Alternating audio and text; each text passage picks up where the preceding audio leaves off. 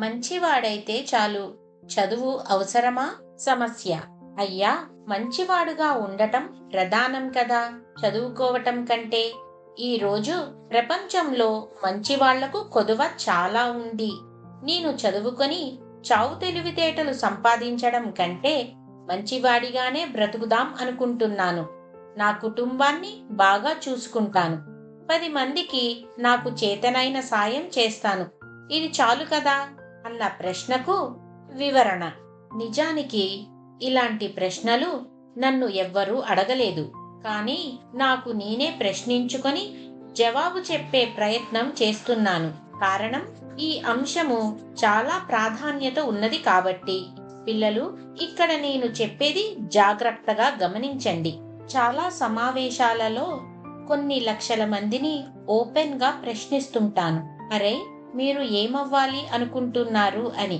నేను టీచర్, నేను పోలీస్, నేను ఇంజనీర్, నేను డాక్టర్, నేను కాంట్రాక్టర్, నేను రైతు, నేను కలెక్టర్, నేను సివిల్ సర్వెంట్, నేను వ్యాపారి, నేను సింగర్, నేను యాక్టర్, నేను డైరెక్టర్, నేను అది, నేను ఇది అనేవాళ్ళు 100కి 100 మంది కనిపిస్తారు.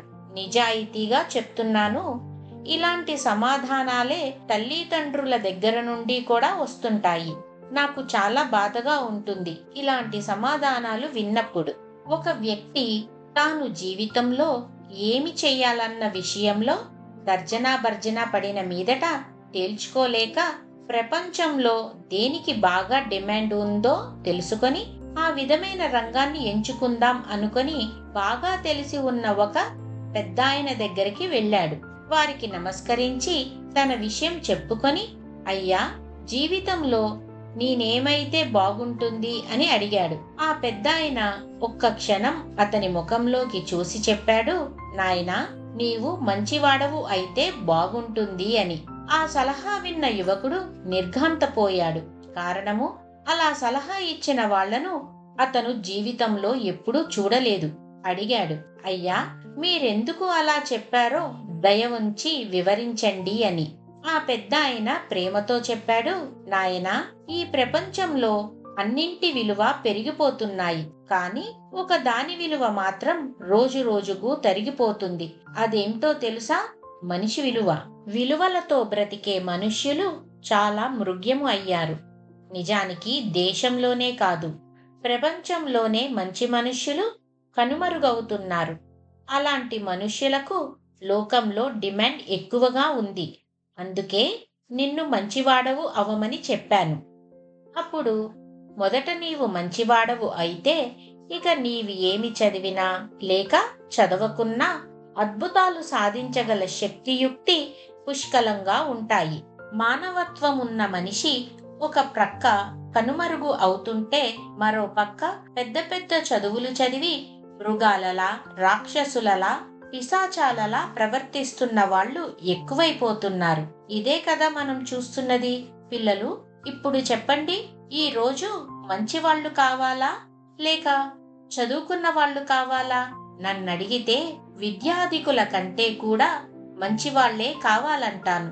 విద్య నేర్చిన ప్రతివాడికి అక్షరాలు రావచ్చు, కానీ సంస్కారము రావటం కొంత కష్టమే అని చెప్పాలి. చదవవ్రాయ నేర్చిన విద్యార్థులందురా వాడిలోన సంస్కారం ఉండవలయును కదా. తరచి చదువు చదవ తర్కవాదమే గాని పూర్ణ జ్ఞానం బెవడు పొందలేడు. చదువు చదివి చదివి చావంగ నేర్చెరి, చావలేని చదువు చదవవలయు అన్నారు శ్రీ సత్యసాయిబాబా వారు. మీరు విన్నారో లేదో, పెద్దవాళ్ళు కొన్ని జంట పదాలు వాడుతుండటం నేను విన్నాను. చదువు సంస్కారం, విద్యా బుద్ధి, కాయా కష్టం, శ్రద్ధాభక్తి, ఎడ్యుకేషన్ ఎంపవర్మెంట్, శీలేన శోభతే విద్య. ఒకసారి నేను ఒక ఆయనను అడిగాను, అయ్యా, ఎందువలన ఇలా జంట పద ప్రయోగము చేస్తున్నారు అని.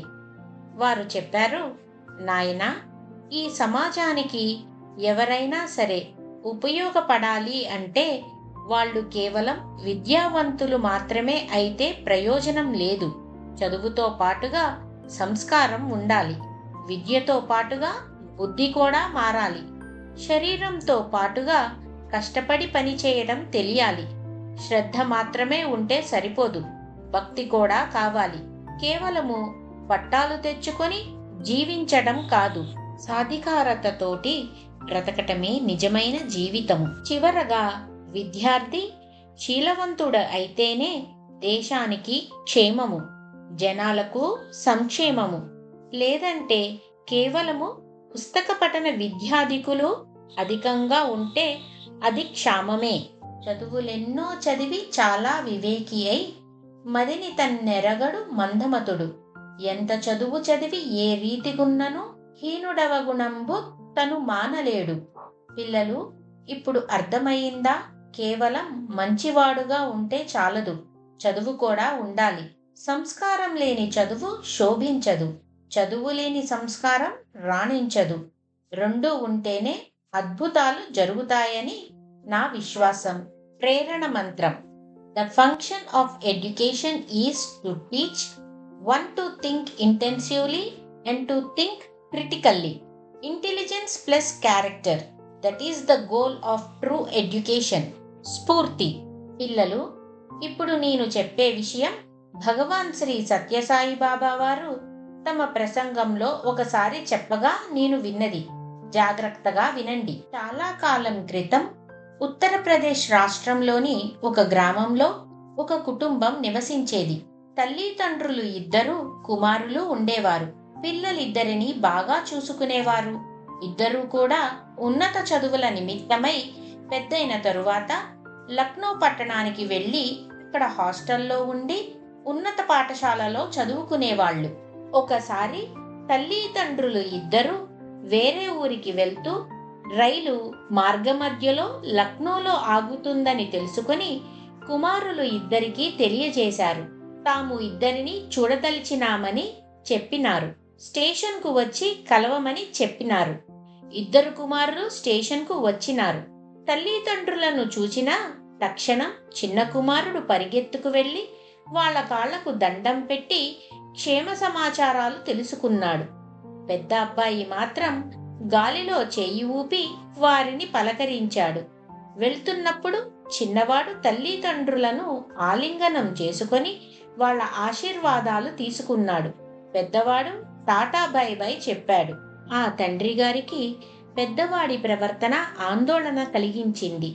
భార్యతో అన్నాడు, చిన్నవాడి మంచి ప్రవర్తన ఎంత సంతోషం కలిగించిందో పెద్దవాడి ప్రవర్తన అంత బాధ కలిగించింది.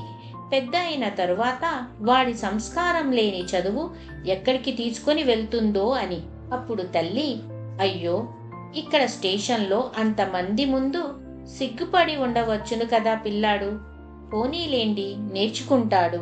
ఇప్పుడేమిటి, మీకు పోయేదేమీ లేదు కదా, అనవసరంగా ఆందోళన చెందుతున్నారు అని సాంత్వన చేకూర్చి అనునయించింది. వాస్తవానికి ఆ తండ్రి సూక్ష్మ దృష్టి నిజమే అయ్యింది.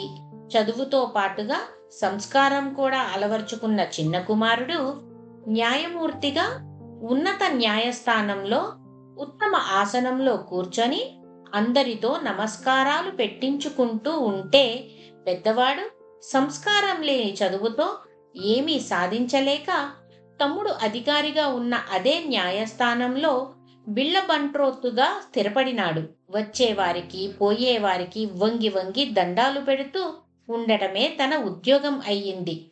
పిల్లలు, ఆ చిన్నవాడే ప్రఖ్యాత న్యాయమూర్తి ప్రేమచంద్ర. చాలా గొప్పవాడుగా కీర్తించబడినారు. చదువుతో పాటుగా సంస్కారం ఉండటం వలన ఎంతో ఆదర్శమైన జీవితము అందరికీ ఆవిష్కరింపబడుతుంది.